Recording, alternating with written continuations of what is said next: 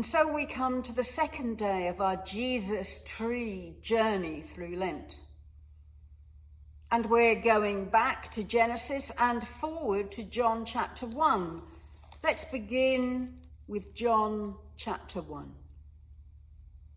In the beginning was the Word, and the Word was with God, and the Word was God.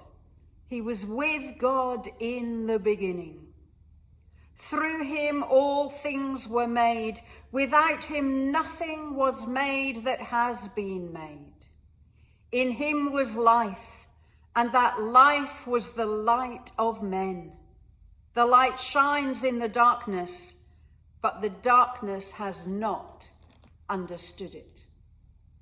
And so we recognize that Jesus, as part of the Trinity, Jesus was there even before the world began, was there when God said, "Let there be light," and there was light.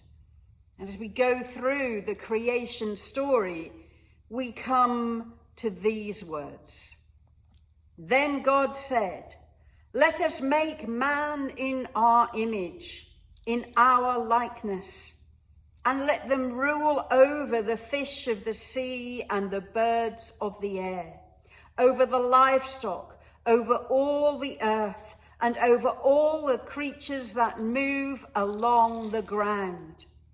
So God created man in his own image. In the image of God he created him. Male and female he created them. God blessed them and said to them, "Be fruitful and increase in number.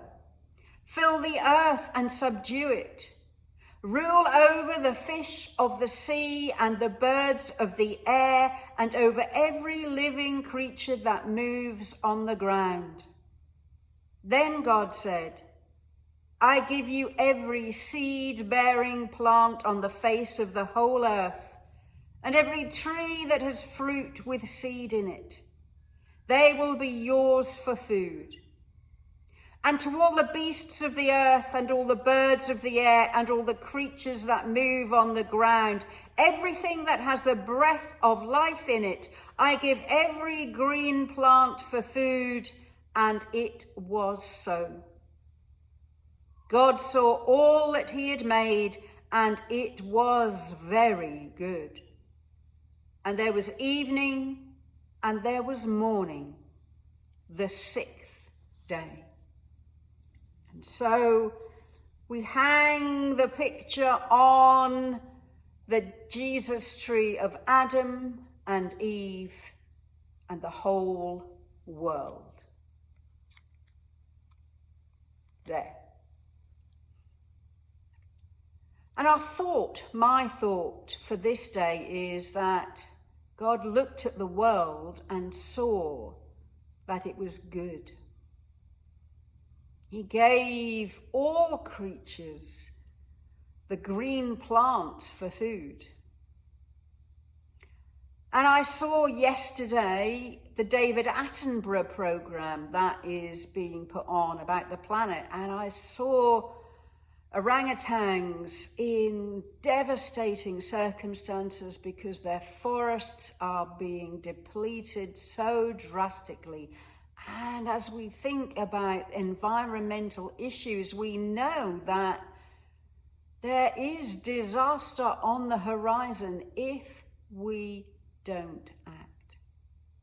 It's my hope as we go through this journey that we not only look at the history of how it is that Jesus came to die on a cross, but we recognize that we journey with him. And we journey with intention to live out what is best of humanity, to live out what is good, to play our part in being Jesus in the world we live in today. So my thought for today is this.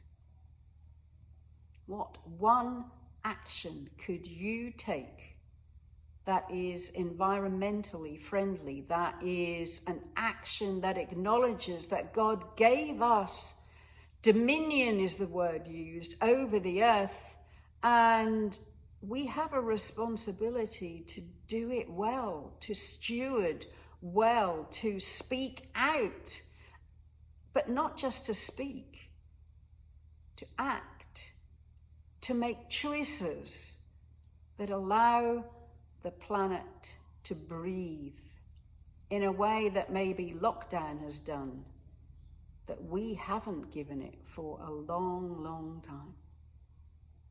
What could you do? We'll continue the story of Adam and Eve and what went so drastically wrong tomorrow. See you then. Bye.